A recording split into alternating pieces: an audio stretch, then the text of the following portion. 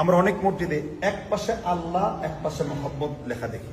মনে রাখতে হবে আল্লাহ হলেন খালেক আর মোহাম্মদ হলো মাখলুক। আমরা যেন কখনো খালেকের সাথে মাখলুককে একত্রিত না করে ফেলি। এই জন্য তৌহিদকে সমুন্নত করতে গেলে এই ধরনের মডেল ফলো করবেন। তাওহীদি জনতা প্রচার করা যাবে না, এটা ইহুদিদের চাল। মান ক্বালা লা ইলাহা ইল্লাল্লাহ ফাদাখালাল জান্নাহ, যে ব্যক্তি বলবে লা ইলাহা ইল্লাল্লাহ, তাওহীদ স্বীকার করবে, সেই জান্নাতে চলে যাবে। আল্লাহ পাক এবার বলতেছেন, বন্ধু গো, ও আমার হাবিবি, আপনি চান দুনিয়ার সকল মানুষ আমি আল্লাহর একত্ববাদকে মেনে নেক, এটা হলে আপনি খুশি হবেন। আর আমি আল্লাহ খুশি হব একত্ববাদের পাশাপাশি আপনি নবীজির রিসালাতকে মেনে নিলে। সকল কাফিররা দৌড়ে আসলো, ইহুদিরা দৌড়ে আসলো, খ্রিস্টানরা দৌড়ে আসলো, ও আল্লাহর নবী, আমরা তো তাই বলি, লা ইলাহা ইল্লাল্লাহ পর্যন্ত তো আমরা পড়ে ফেলি, তাওহীদের ব্যাপারে আমাদের কোনো ভেজাল নাই, কিন্তু শুধুমাত্র মুহাম্মদুর রাসূলুল্লাহ সাল্লাল্লাহু আলাইহি সাল্লাম স্বীকার করি না।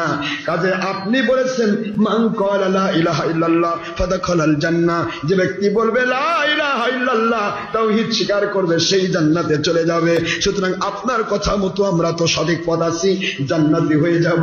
আমার মালিক বলেন, বন্ধু আপনি যেভাবে বলেছেন ওরা হলো বক্রমনের অধিকারী, ওরা বুঝবে না যেই নবীর কথা মোতাবেক নবী আল্লাহ পাককে মানতেছ, সেই নবীক না মানলে আল্লাহ মানা হয় না।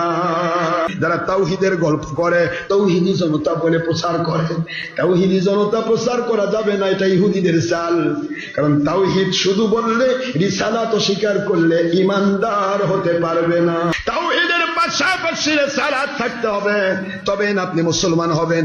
দুইটার সমন্বয়ে মুসলমান, তখন আপনি বলবেন মুসলিম জনতা। এই জন্য আজকের বাংলাদেশে যত বাতিল 72 ফিরকা আছে, ওদের লিখনির মধ্যে মুসলিম জনতা লেখা ভাগ্যে জোটে না, এরা লেখে তাওহীদি জনতা।